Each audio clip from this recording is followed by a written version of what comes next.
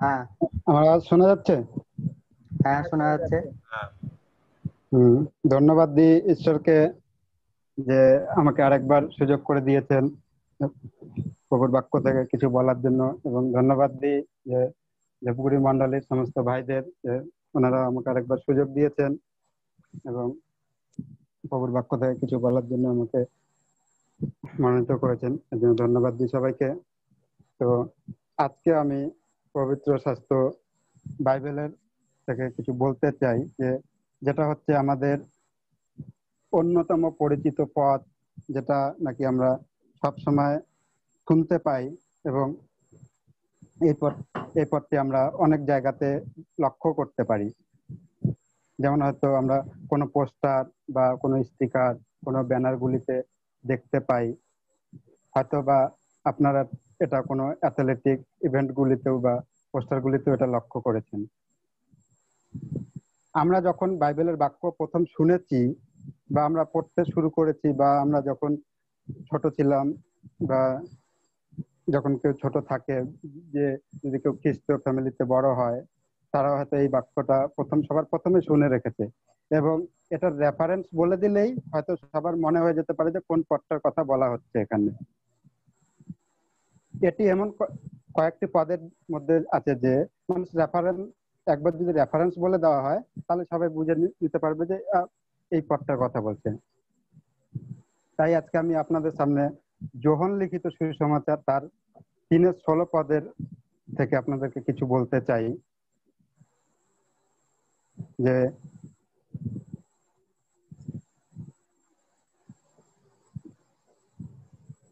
এখানে লেখা আছে, কারণ ঈশ্বর জগৎকে এমন প্রেম করিলেন যে আপনার একজাত পুত্রকে দান করিলেন, যেন যে কেহ তাহাতে বিশ্বাস করে সে বিনষ্ট না হয় কিন্তু অনন্ত জীবন পায়। আমি আজকে প্রভুর বাক্য থেকে এই যোহন লিখিত সুসমাচার 3-16 পদ থেকে আপনাদের সামনে কিছু বলতে চাই। যে এখানে এই পদটিকে সংক্ষেপে সুসমাচার বা পদ বলা হয়। আমরা যদি সংক্ষেপে সুসমাচার বলি কাউকে, তো এই পদটা বললেই হয়তো এটা সবাই বুঝে নিতে পারে যে এটা একটা সুসমাচারের পদ। ধর্মগ্রন্থের একটি সংক্ষিপ্তসার এবং পরিত্রাণের একটি নীলাকাশ বলা হয়েছে এই পদটিকে। এটি সমস্ত কিছু যে মণ্ডলীগুলির প্রতি শ্রদ্ধা ও বিশ্বজগতের সুসমাচার আনার ক্ষেত্রে প্রতিফলিত করা হয় এই পদটিকে।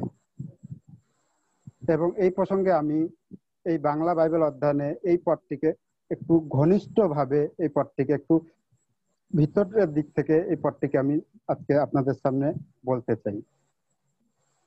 এখানে আমরা দেখি যে ঈশ্বরের ভালোবাসার সুযোগ বা সারা জগতে, সারা বিশ্বে, যোহন 3:16 থেকে আমি প্রথমে যে বিষয়টি খেয়াল করতে চাই তা হলো ঈশ্বরের প্রেমের সুযোগ। আপনি দেখতে পাবেন যে সুযোগটি খুব প্রকৃতপক্ষে ঈশ্বর তাই বিশ্বের পছন্দ।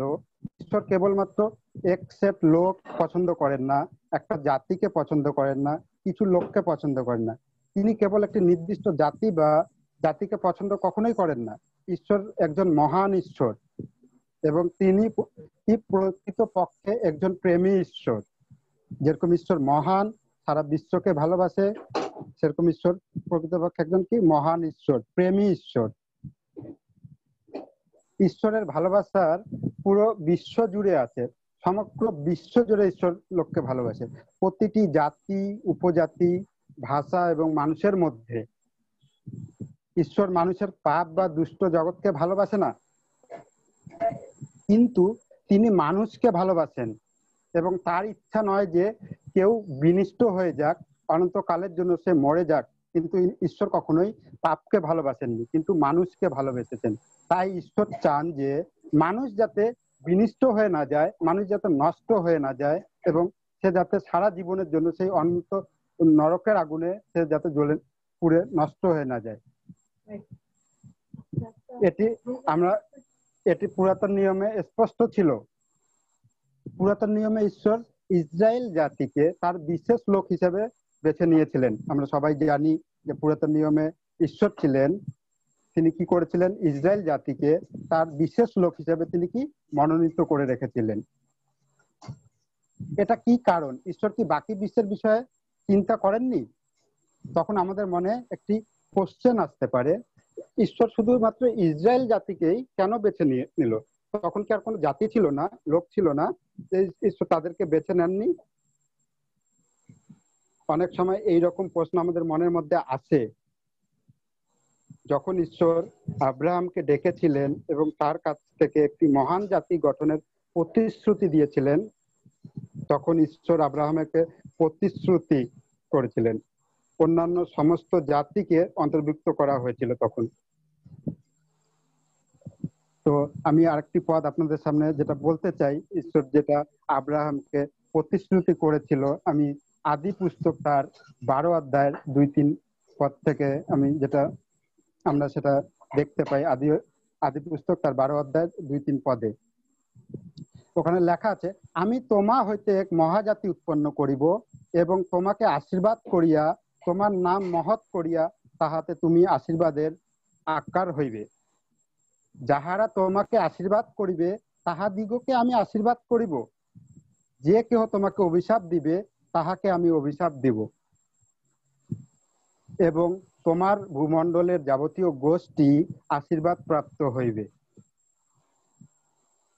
আমরা আদি পুস্তক তার 12 অধ্যায়ের 2-3 পদে এটা দেখি।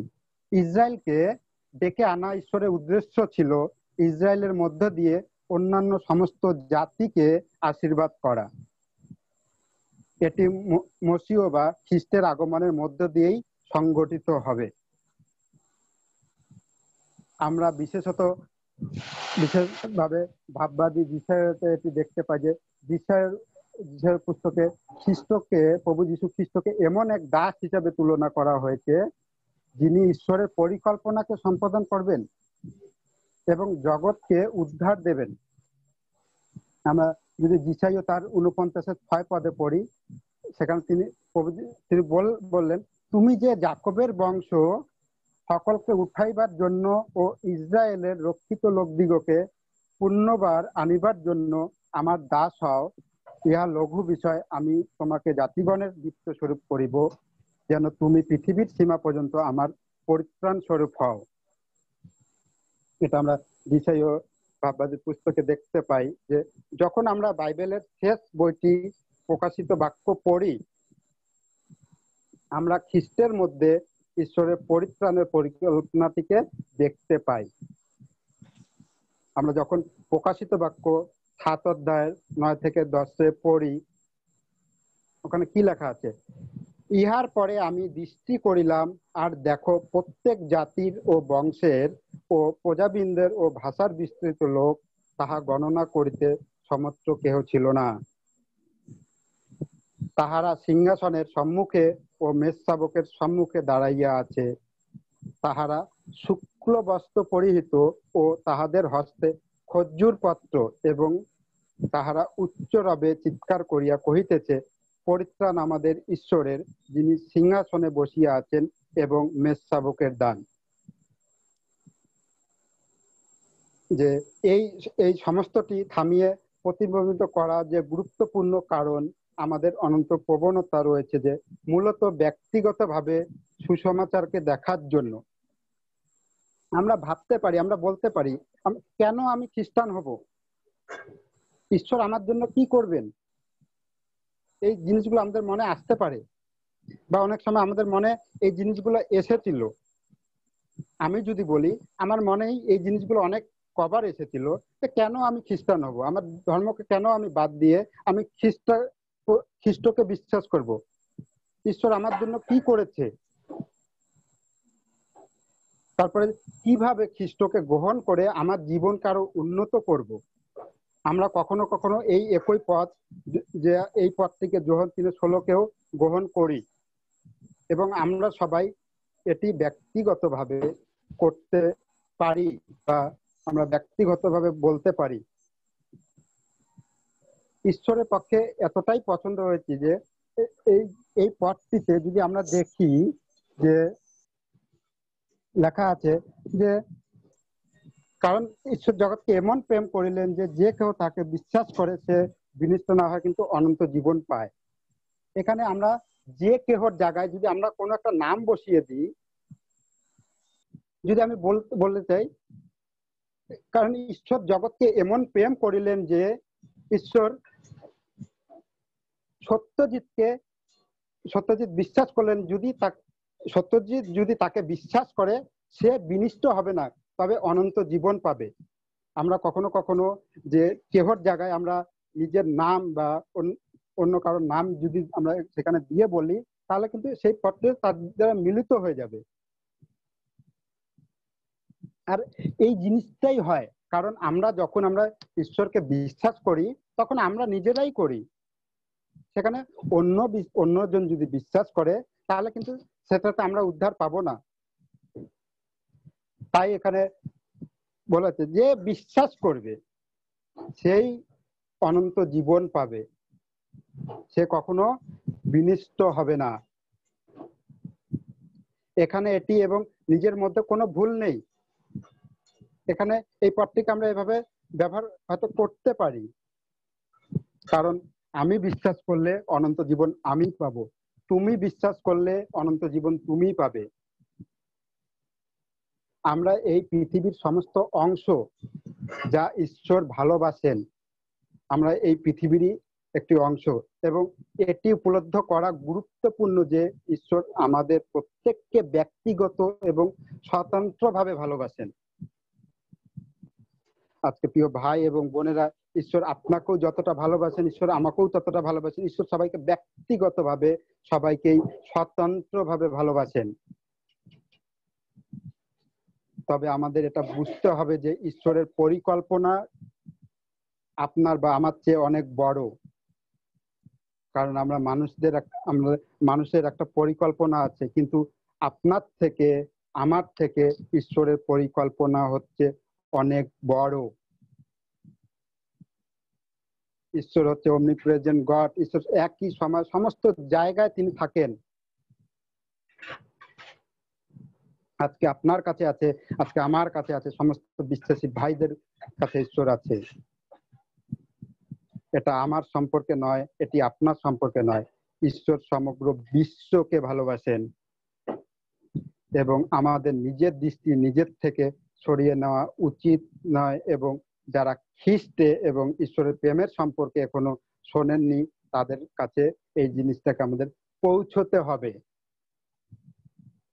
যারা এখনো ঈশ্বরের কথা শোনেনি, যারা এখনো ঈশ্বরের এই সুসমাচারটি পায়নি, তাদের কাছে এই জিনিসটা আমাদেরকে কি হবে, পৌঁছে দিতে হবে। ঈশ্বরের ভালোবাসা কত প্রশস্ত, ঈশ্বর তাই জগৎকে পছন্দ করে। যখন তার 3:16 আমাদের ঈশ্বর যে প্রেমের সুযোগ শেখায়, ঈশ্বরের ভালোবাসা পৃথিবীর সব জায়গাতেই প্রসারিত, সব জায়গাতেই সম্পূর্ণ ঈশ্বরের ভালোবাসা। এরপরে আমরা দেখব যে ঈশ্বরের ভালোবাসার গভীরতাটা কি। আমরা এখন ঈশ্বরের ভালোবাসার গভীরতাটা দেখব। তার পুত্র যোহন 3:16 আমাদের ঈশ্বরের প্রেমের গভীরতা শেখায়। এখানে ঈশ্বর জগৎকে এত ভালোবাসতেন যে তিনি তার একমাত্র পুত্রকে দিয়েছেন। প্রভু যিশু ছাড়া তার অন্য কোনো পুত্র নেই। তার অসীম প্রেমের এটি এমন এক যে অভিব্যক্তি যে বিদ্রোহী জাতির পাপীদের জন্য তিনি তার একমাত্র পুত্রকে দান করলেন। এর থেকে বোঝা যায় যে ভাইয়েরা এবং বোনেরা, ঈশ্বর কত প্রেমী ঈশ্বর, ঈশ্বর কত দয়ালু ঈশ্বর, যে সমস্ত জাতির জন্য, সমস্ত বিদ্রোহী জাতির জন্য তিনি তার একমাত্র পুত্রকে, প্রভু যীশু খ্রিস্টকে দান করলেন। আমরা পুরাতন নিয়ম থেকে আব্রাহাম এবং ইসাকের প্রতিবন্ধী দেখতে পাই যে আমরা ওল্ড টেস্টামেন্টে মনে রাখতে পারে যে ঈশ্বর আব্রাহাম ও সারাকে তাদের বৃদ্ধ বয়সে একটি পুত্র দিয়েছেন। সারা কি ছিল? সারা বন্ধ ছিল, তার কোনো বাচ্চা ছিল না, এবং আব্রাহাম কি ছিল, একটা বৃদ্ধ ছিল। সেই বয়সে ঈশ্বর তাদেরকে সন্তান দিয়েছেন এবং ঈশ্বরের প্রতিশ্রুতি অনুসারে ইসাক জন্মগ্রহণ করেছিলেন। ঈশ্বর আব্রাহাম এবং সারাকে প্রতিশ্রুতি করেছিলেন, প্রতিজ্ঞা করেছিলেন যে তাদেরকে একটি সন্তান দিবে, আর তিনি সেটি কি করেছিলেন, সেটি সম্পন্ন করেছেন। কিন্তু তারপরে আমরা দেখি যে কি হয়েছিল। কিন্তু কয়েক বছর পরে ঈশ্বর আব্রাহামকে পরীক্ষা করেছিল। তিনি আব্রাহামকে বললেন, আমরা যেটা আদি পুস্তক তার 22-2 দেখতে পাই। আদি পুস্তক তার 22-2 কি বলে, তখন তিনি কইলেন, তুমি আপন পুত্রকে, তোমার অদ্বিতীয় পুত্রকে, যাহাকে তুমি ভালোবাসো, সেই ইসাককে লইয়া মরিয়া দেশে যাও, এবং তথাকায় যে এক পর্বতের কথা আমি তোমাকে বলিব, তাহার উপরে তাহাকে হোমার্থে বলিদান করো।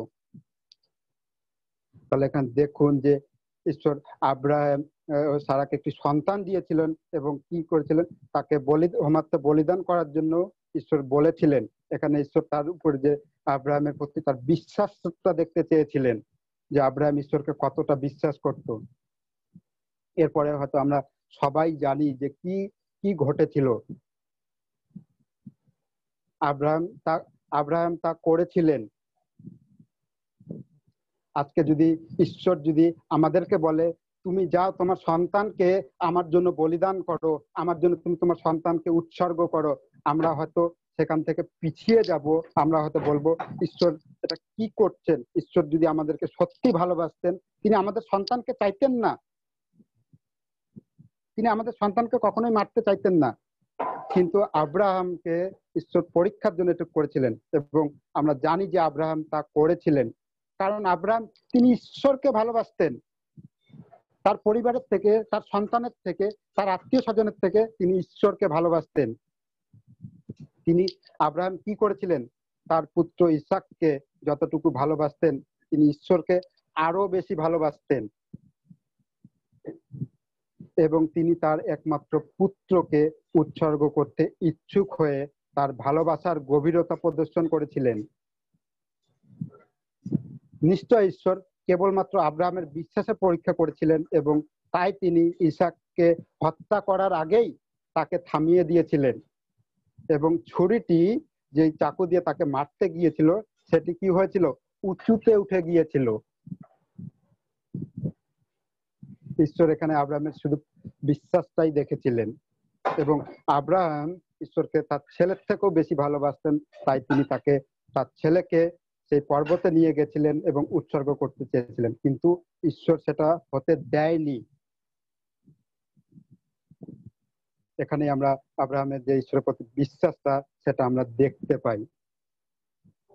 তারপরে আমরা নতুন নিয়মে দেখতে পাই এবং আমরা জানতে পারি যে ঈশ্বরের একটি পুত্র রয়েছে, তার নাম কি, যিশু। যোহান 3:16 বলেছেন যে তিনি ঈশ্বরের একমাত্র পুত্র। এখানে আমরা যদি যে পুরনো বাইবেলগুলিতে, যেমন কিং জেমস ভার্সন বা উইলিয়াম কেরির ভার্সনে দেখি যে এখানে একমাত্র পুত্র পরিচিত এই কথাটি বলা হয়েছে, একজাত পুত্র এভাবে বলা হয়েছে। এই শব্দটি এমন একটি শব্দ যে যার অর্থ একক, এর মানে আর অন্য কেউ নেই। এক প্রকারে যিশু কেবলমাত্র ঈশ্বরের একমাত্র পুত্র, আর প্রভু যিশু ছাড়া আর কেউ নেই এ জগতে ঈশ্বরের পুত্র। উদাহরণস্বরূপ, আপনি যখন খ্রিস্টের প্রতি বিশ্বাস স্থাপন করেন, আপনি যখন প্রভু যিশুকে আপনার উদ্ধারকর্তা রূপে মানেন, তখন ঈশ্বর আপনাকে, আমাকে তার পরিবারে গ্রহণ করে এবং আপনি ঈশ্বরের সন্তান হন। কিন্তু আপনি কখনোই ঈশ্বরের পুত্র হতে পারবেন না। যিশু, একমাত্র যিশু খ্রিস্ট হলে ঈশ্বরের পুত্র। আমরা কেবল ঈশ্বরের পরিবারে গ্রহণ হয়েছি, কিন্তু বাইবেল যিশুর বিষয়ে এটাই বলেছেন। আমরা যোহন তার 1 অধ্যায় 1-2 পদে দেখতে পাই। আদিতে বাক্য ছিলেন এবং বাক্য ঈশ্বরের কাছে ছিলেন এবং বাক্য ঈশ্বর ছিলেন। তিনি আদিতে ঈশ্বরের কাছে ছিলেন এবং তাই যিশু সর্বদা ঈশ্বরের পুত্র। তিনি সর্বদা ঈশ্বরের পুত্র হিসাবে অস্তিত্ব রেখেছেন। যিশু হলেন ঈশ্বরের একটি অংশ। তিনি যেমন ঈশ্বরের পুত্র, তিনি ঈশ্বরের একটি অংশ। তিনি ঈশ্বরের একমাত্র পুত্র। আমরা নিজের বাচ্চাকে অন্য কারোর জন্য বলিদান করতে পারি না। আমি মনে করি যদি আমার কেবল একটি সন্তান হয় তবে এটি আরো আমার জন্য খুব গভীর হতে পারে। কিন্তু ঈশ্বর জগৎকে এত ভালোবাসতেন যে তিনি তার একমাত্র পুত্রকে দিয়েছেন। তা আমাদের কাছে অবাক করার মতো। আমরা সকলেই পাপী, যারা ঈশ্বর ও তার পথে বিদ্রোহ করেছি। আমরা ঈশ্বরের পথে বাধা দিয়েছি। ঈশ্বরের কাছ থেকে আমরা আমাদের নিজের পাপের জন্য সরে গেছিলাম। তবু ঈশ্বর তার পুত্রকে দিয়েছেন আপনার জন্য, আমার জন্য, যাতে আমরা কখনোই বিনষ্ট না হই, কিন্তু ঈশ্বরের আশীর্বাদ লাভ করে অনন্ত জীবন পেতে পারি। তিনি বেথলেহেমে অসহায় ছোট শিশু হিসেবে তার পুত্রকে জগতে প্রেরণ করেছিলেন। আজকে বন্ধুরা, ভাইয়েরা এবং বোনেরা, আমরা ভাবতে পারি ঈশ্বরের পুত্র হয়ে বেথলেহেমের একটি গোয়াল ঘরে, ছোট ঘরে, কোনো রাজার পরিবারে নয়, সেই জায়গাতে ঈশ্বর তার পুত্রকে দিয়েছিলেন। সেই জায়গাতে ঈশ্বরের পুত্র জন্মগ্রহণ করেছিল। এটা থেকে বোঝা যায় যে ঈশ্বর আমাদের কত ভালোবাসেন, আপনাকে কত ভালোবাসেন, আমাকে কত ভালোবাসেন। তিনি চাইলে পারতেন যে তার পুত্রকে একটি রাজার ঘরে জন্মগ্রহণ করাতে। সেখানে অনেক ভালো থাকতো, ভালো খাবার খেতে পারতো, ভালো পোশাক পরতে পারতো, ভালোভাবে চলতে পারতো, কিন্তু তিনি তা করেননি। তিনি তার জন্মানোর জন্য কোনো জায়গা ছিল না, যে একটি গোয়াল ঘরে তাকে জন্মগ্রহণ নিতে হয়। এরপরে আমরা দেখি যে ঈশ্বরের প্রেমের ফল আমাদের পরিত্রাণ। আমরা যোহানের 3:16 আমাদের ঈশ্বরের ভালোবাসার সম্পর্কে শেখায়। ঈশ্বর জগৎকে ভালোবাসেন, ঈশ্বর আপনাকে ভালোবাসেন, ঈশ্বর আমাকে ভালোবাসেন, ঈশ্বর সবাইকে ভালোবাসেন। এটি আমাদের ঈশ্বরের ভালোবাসার গভীরতা শেখায়। তিনি তার পুত্রকে দিয়েছিলেন, এটি আমাদের ঈশ্বরের প্রেমের ফল শেখায়, যা আমাদের পরিত্রাণ। কারণ ঈশ্বর বিশ্বকে, জগৎকে এত ভালোবাসতেন যে তিনি তার একমাত্র পুত্রকে দিয়েছেন, যাতে যে কেউ তাকে বিশ্বাস করে সে বিনষ্ট না হয়, তবে অনন্ত জীবন পায়। হ্যাঁ প্রিয় ভাইয়েরা এবং বোনেরা, এটা হচ্ছে ঈশ্বরের প্রেমের ফল আর আমাদের পরিত্রাণ। ঈশ্বর তার পুত্রকে প্রেরণ করার কারণ হলো আমরা হারিয়ে গিয়েছিলাম, আমরা সকলেই পাপ করেছিলাম, আমরা পাপী, আমরা সকলেই ঈশ্বরের আইন ভঙ্গ করেছি এবং আমাদের পাপের কারণে আমরা ঈশ্বরের কাছ থেকে পৃথক হয়েছি। ঈশ্বর হলেন একজন ন্যায় বিচারক ঈশ্বর। তিনি পাপকে অবশ্যই শাস্তি দেবেন, কারণ ঈশ্বর হচ্ছে ধার্মিক ঈশ্বর, ঈশ্বর ন্যায়ী ঈশ্বর। তিনি পাপকে সবসময় ঘৃণা করেন, পাপের জন্য তার শাস্তি আছে যে পাপ করে। তিনি পাপকে অবশ্যই শাস্তি দেবেন। আর আমরা সবাই জানি যে ঈশ্বরের চোখে পাপের শাস্তিটা কি। ঈশ্বরের চোখে পাপের শাস্তি হলো মৃত্যু। সেটা কোনো শারীরিক মৃত্যু নয়, সেটা হচ্ছে অনন্তকালের মৃত্যু, যে সারা জীবন তাকে নরকে সেই আগুনে থাকতে হবে। সেটা কোনো শারীরিক মৃত্যু নয় যে মানুষ মরে গেল, শেষ হয়ে গেল, না, সেটা হচ্ছে আধ্যাত্মিক মৃত্যু, সারা চিরন্তর মৃত্যু। এখানে আমরা যে আরো একটি শব্দ দেখতে পাই যে নষ্ট। এখানে নষ্ট শব্দের অর্থ হলো যোহন তার 3:16 এর অর্থ হলো আপনার পাপগুলিতে মারা যাওয়া, ঈশ্বর এবং তার প্রেম থেকে চিরকাল পৃথক। ঈশ্বর আমাদের ভালোবাসেন এবং তিনি আমাদের মারতে চান না। ঈশ্বর ঈশ্বর তার সৃষ্টি, তার মানুষকে, যিনি তার সব সৃষ্টির থেকেও যেটা বেশি গুরুত্বপূর্ণ, তিনি মানুষ সৃষ্টি করেছিলেন। আর ঈশ্বর কখনোই চাননি যে মানুষ মরে যাক আত্মিক রীতি থেকে, সে সারা জীবনের জন্য মরে যাক। আর তাই তিনি তার পুত্রকে পাঠিয়েছিলেন এ জগতে, যে কেউ তাকে বিশ্বাস করবে, যে প্রভু যিশুকে বিশ্বাস করবে, সে কখনোই কি বিনষ্ট হবে না, তার মানে মরে যাবে না কখনোই আত্মিক দিক থেকে, তবে সে অনন্ত জীবন লাভ করবে, অনন্ত জীবন পাবে। আমরা দেখি যে যিশাইয়র তার 53:6 বলে, আমরা সকলেই মেষগণের ন্যায় ভ্রান্ত হইয়াছি, প্রত্যেকে আপন আপন পথের দিকে ফিরিয়াছি, আর সদাপ্রভু আমাদের সকলকার অপরাধ তাহার উপরে বর্তাইয়াছেন। জগতের প্রতি ঈশ্বরের প্রেম কত গভীর! আমরা সকলে পাপ করেছি, আমরা সকলে ঈশ্বরের পথের পরিবর্তে নিজের পথে চলেছি। আমরা ঈশ্বরের পথকে অনুসরণ করিনি, আমরা আমার নিজের বুদ্ধিকে কাজে লাগিয়ে নিজের বুদ্ধি মতন চলে আমরা নিজের ইচ্ছা মতন চলেছি। ঈশ্বরের পথ থেকে আমরা বিচ্ছিন্ন হয়ে গেছি, ঈশ্বরের কোনো কথা আমরা শুনিনি। আমরা সকলেই পাপের জন্য ঈশ্বরের ন্যায্য শাস্তি প্রাপ্য। কারণ আমরা যদি কোনো পাপ করি, আমরা যদি ভারতবর্ষের যদি আইনের যে ল আছে তার বিরুদ্ধেও যদি আমরা কোনো খারাপ কাজ করি, তবু আমাদের একটা শাস্তি হবে, হয়তো জেল হবে, 1 মাসের হোক, 6 মাসের হোক, বা সারা জীবনের জেল হবে। ঠিক সেই রকমই ঈশ্বরের যে একটা, যারা পাপ করে ঈশ্বরের বিরুদ্ধে, ঈশ্বরের আজ্ঞাকে পালন করে না, তাদের জন্য একটি শাস্তি ছিল। সেটি কি ছিল? মৃত্যুদণ্ড। সেটা 1 দিনের, 2 দিনের, 2 বছরের নয়, সেটা হচ্ছে আধ্যাত্মিক মৃত্যু। এবং সেটা থেকেই আমাদেরকে বাঁচানোর জন্য, যাতে আমরা আধ্যাত্মিক মৃত্যু থেকে বেঁচে যাই, তার জন্য ঈশ্বর আমাদের জন্য তার পুত্রকে, প্রভু যীশু খ্রিস্টকে এই পৃথিবীতে পাঠিয়েছিলেন, আমরা যাতে বেঁচে যাই, আমরা যাতে সেই আত্মিক দিক থেকে আমরা মরে না যাই।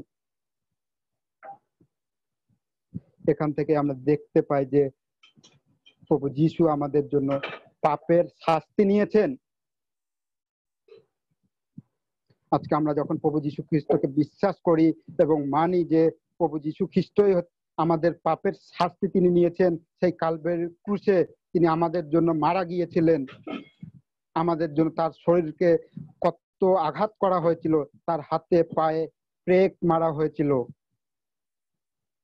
এখান থেকেই আমরা ঈশ্বরের ফল, যেটা ঈশ্বরের আশীর্বাদ, সেটা আমরা বুঝতে পারি। আর আজকে আমরা বিশ্বাস করি প্রভু যীশু খ্রিস্টকে আমাদের উদ্ধারকর্তা রূপে, এবং তাই আমরা আজকে কি পরিত্রাণ পেয়েছি, তাই আজকে আমরা উদ্ধার পেয়েছি। অনন্ত জীবনের এই উপহারটি কে গ্রহণ, সে সম্পর্কে যোহন 3:16 কি বলে তা লক্ষ্য করুন। প্রত্যেকেই উদ্ধার লাভ করেনি, প্রত্যেকেই উদ্ধার লাভ করেনি, কেবল খ্রিস্টে বিশ্বাসী। বিশ্বাস শব্দটির অর্থ বিশ্বাস করা, এর অর্থ যে বিশ্বাস করা যে যিশুই সত্যই ঈশ্বরের পুত্র। এখানে আমাদেরকে বিশ্বাস করতে হবে যে প্রভু যীশু খ্রিস্টই হলেন ঈশ্বরের পুত্র, এবং তিনি আপনার পাপের জন্য, আমার পাপের জন্য ক্রুশে মারা গিয়েছিলেন। এখানে আমাদেরকে বিশ্বাস করতে হবে, এবং আপনারা জীবনকে এবং সেই বিশ্বাসের মাধ্যমেই যে আমাদের জীবনকে তিনি কি করেছেন, মুক্তি দিয়েছেন। আমাদেরকে সেই পাপের দণ্ড থেকে তিনি আমাদেরকে মুক্তি দিয়েছেন, তার পবিত্র রক্ত সেখানে তিনি বাহিয়েছিলেন আপনার জন্য, আমার জন্য। তাই এখানে আমরা যখন তাকে বিশ্বাস করব তখনই আমরা মুক্তি পাব। এই কারণে ঈশ্বর তার পুত্রকে এ জগতে প্রেরণ করেছিলেন।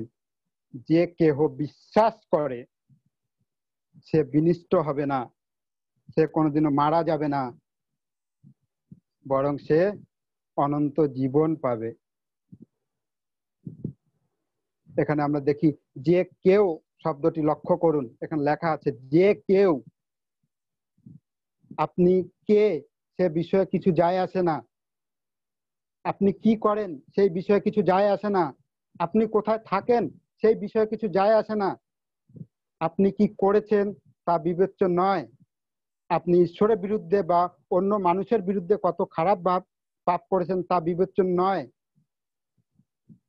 আপনি কোথায় কি করেছেন তা কোনো সময় বিবেচ্য হয় না, আপনি কত বয়সী বা কতটা যুবক বা আপনার বয়স কত তা বিবেচ্য নয়। যদি আপনি যীশু খ্রিস্টকে আপনার জীবনের প্রভু ও ত্রাণকর্তা হিসাবে বিশ্বাস স্থাপন করেন, তবে ঈশ্বর আপনাকে রক্ষা করবেন। এখানে ঈশ্বর বলেননি যে তোমার বয়স এত হলে তুমি বিশ্বাস করবে, তুমি এত বয়স হলে বিশ্বাস করবে, তুমি এই কাজ করলে তুমি বিশ্বাস করবেন। তাই এখানে কোনো জাতি বা কোনো উদ্দেশ্য করে বলা হয়নি, এখানে সবার জন্য বলা হয়েছে যে কেহ। আজকে আপনি রাজা হতে পারেন, আপনি ধনী হতে পারেন, আপনি গরিব হতে পারেন, আপনি শিক্ষিত হতে পারেন, আপনি মূর্খ হতে পারেন, তবে এখানে কোনো কিছু বিবেচ্য নয়। এখানে সবাই গ্রহণ করতে পারে, সবাই বিশ্বাস করতে পারে তিনি আপনার পাপ ক্ষমা করবেন একমাত্র বিশ্বাসের দ্বারাই, এবং আপনাকে অনন্ত জীবনের উপহার দেবেন। এটি আপনার উপার্জন বা প্রাপ্য এমন কিছু নয়, এটি আপনার কোনো ভালো কার্যের মাধ্যমে নয়, এটি আপনার জ্ঞানের মাধ্যমে নয়, এটি একটি ছোট্ট বিশ্বাসের মাধ্যমেই যে প্রভু যীশু খ্রিস্টই হলেন ঈশ্বরের পুত্র এবং তিনি আপনার আমার পাপের জন্য তিনি কালবেরিতে মারা গেছেন।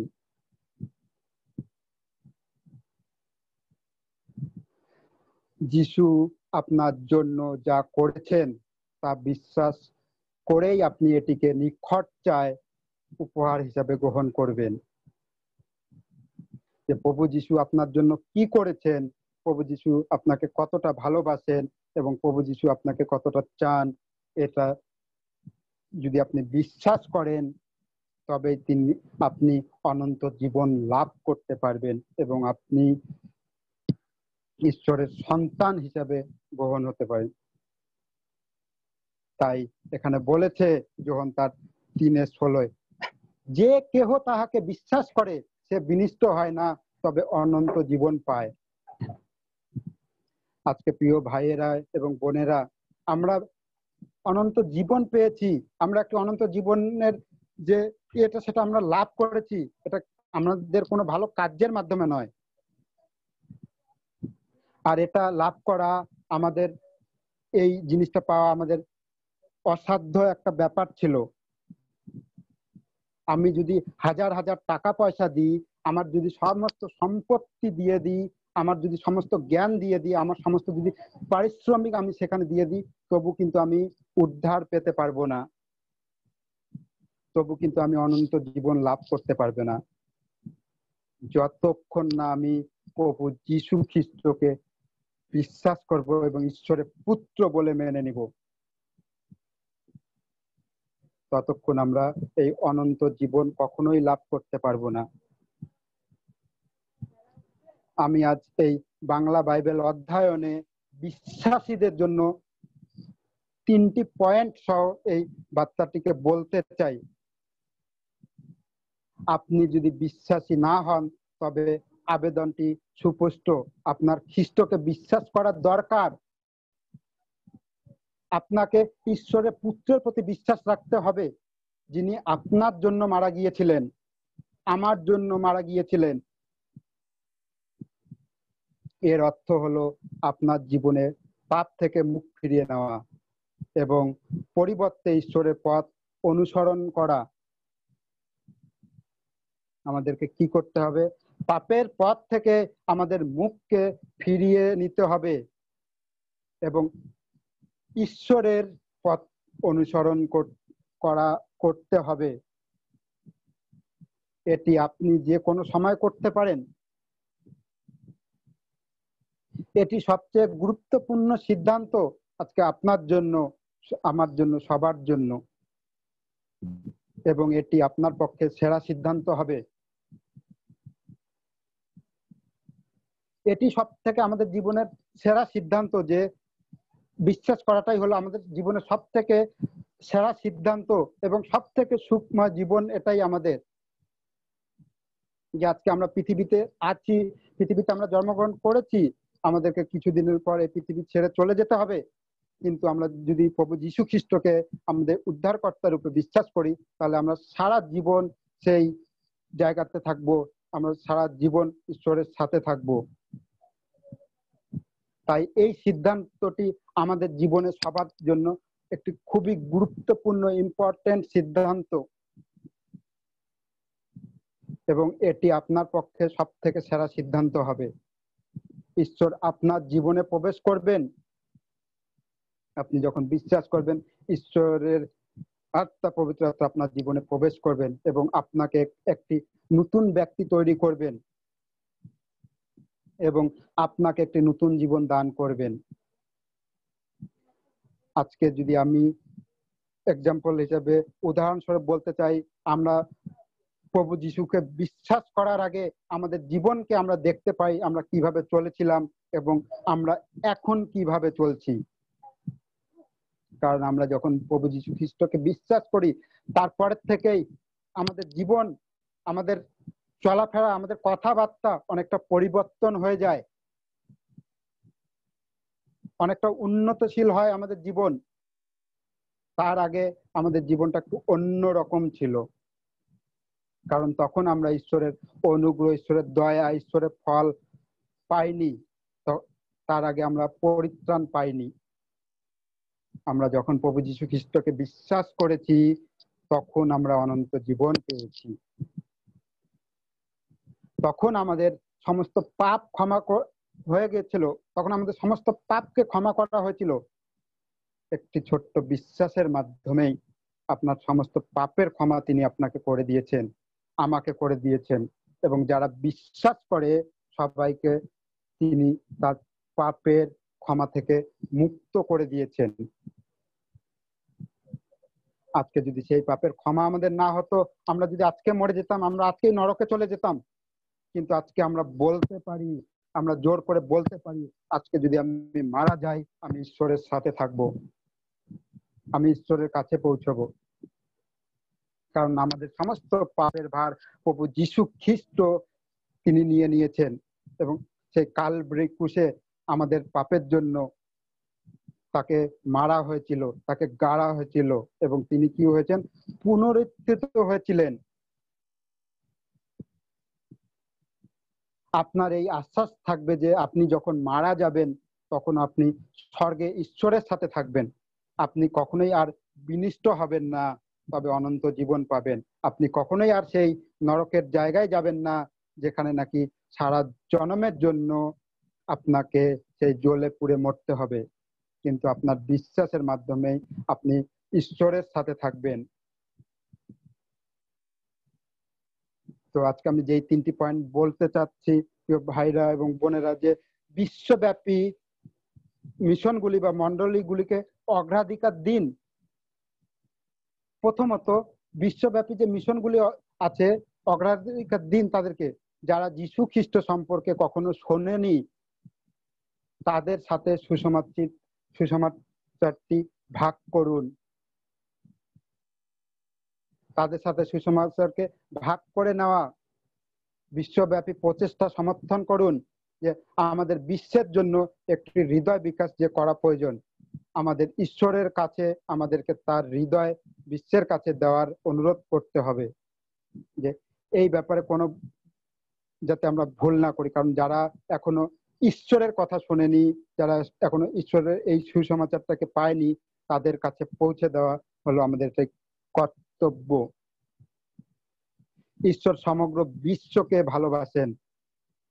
তিনি যিশুকে প্রেরণ করেননি যাতে পৃথিবীর এক নির্দিষ্ট কোনো কয়েকজন লোক রক্ষা পায়।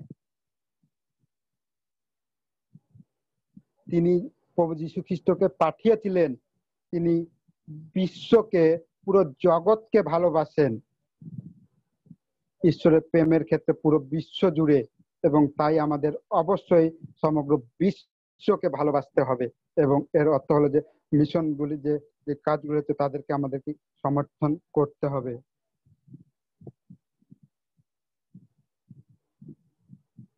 তারপর আমি দ্বিতীয় নম্বরে দেখতে চাই, খ্রিস্টকে উৎসাহিত করুন।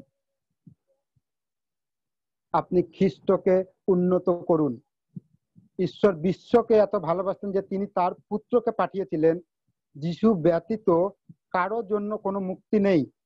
আজকে আমরা জানি যে প্রভু যীশু খ্রিস্ট ছাড়া আর কোনো মুক্তি নেই, আর কোনো পথ নেই ঈশ্বরের কাছে যাওয়ার জন্য। আজকে আমরা দেখতে পারি, হিন্দু ধর্মে আমরা দেখতে পারি যে কত দেব দেবতা আছে, কত কিছুই আছে, হ্যাঁ, কিন্তু আমরা জানি যে একমাত্র ঈশ্বরের কাছে যাওয়ার জন্য প্রভু যীশু খ্রিস্টই হলেন সেই পথ, সত্য এবং জীবন। যে প্রভু যীশু খ্রিস্ট ছাড়া আর কোনো দ্বিতীয় নাম নেই। তিনি ঈশ্বরের পুত্র, তিনি ত্রাণকর্তা,